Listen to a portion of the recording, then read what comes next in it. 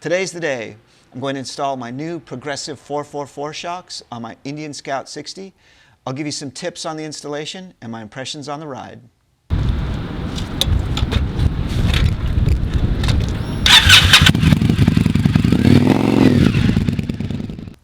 Before we get started on the install, let's take a look at the shocks themselves.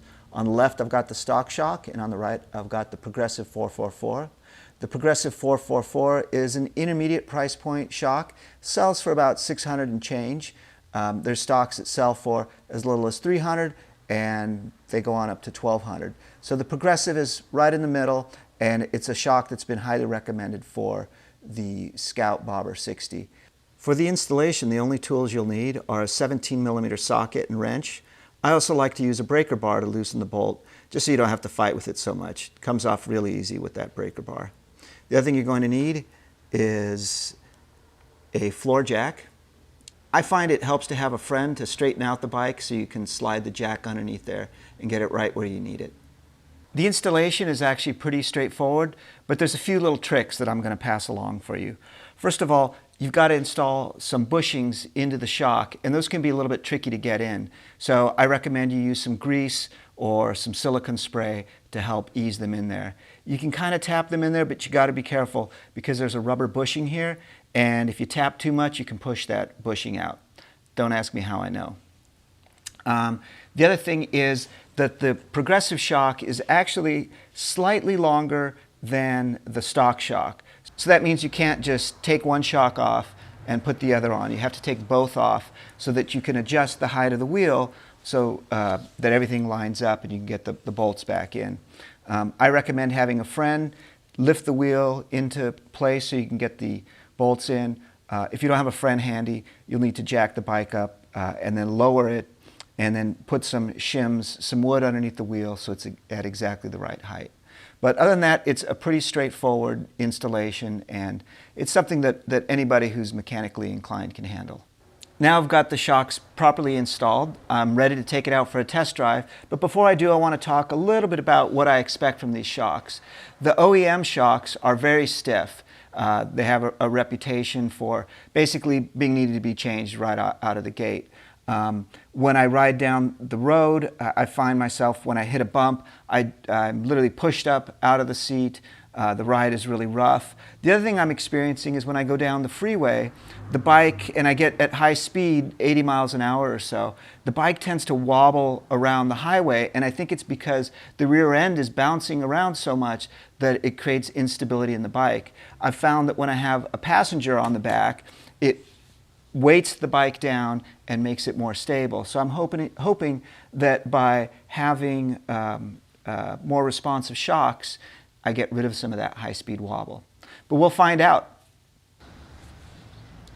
All right, well, I just got back from my first ride with the new shocks, and right off the gate, the first thing I noticed was stiffness, or more of a bumpy feeling from the front end of the bike.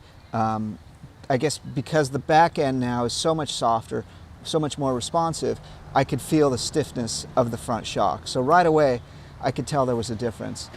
I took the bike out on a bumpy road, bumpy highway not far from my place, where I know that in the past I've been just pretty much tossed right out of the seat. And it was a big difference. I didn't get thrown out of the seat. Definitely felt the bumps. It's not like all of a sudden this has become, you know, a 1970s Cadillac that just rolls with every bump. The bumps are still there, but they're definitely softer. I'm not feeling that bone breaking, spine breaking, just all the shock, all the force of the road coming up into my back. So it definitely takes that off, but it's still bumpy. I still got bumped out of my seat a little bit, but it just didn't feel so harsh. Overall, the ride was softer. When I got on the freeway, I could tell the difference. The bike felt just a little more stable. It took the bumps just a little bit easier. I'm still getting pushed around by the wind, and the bike isn't as rock solid as my other bike, which is a Suzuki adventure bike. It's a V-Strom 650, which just really, it's designed for touring and going nice and easy down the road. This still has kind of the more rough feel of the bike, and I think it's always going to have that. The shocks, however, definitely helped. Would I say it's just completely night and day? No, it's not. The shocks make a difference, but like I say, you're not suddenly going to be riding on puffs of air and not have to worry about bumps. So that's pretty much it. Those are my first impressions. Oh, the one thing I will say is that I think over longer distances, not feeling all those bumps is definitely going to have an impact on my rear end and my ability to ride the full day, but that's a different report. So the next thing I need to do is actually adjust the shocks. Right now they're in their most outward position, and I need to preload them a little bit.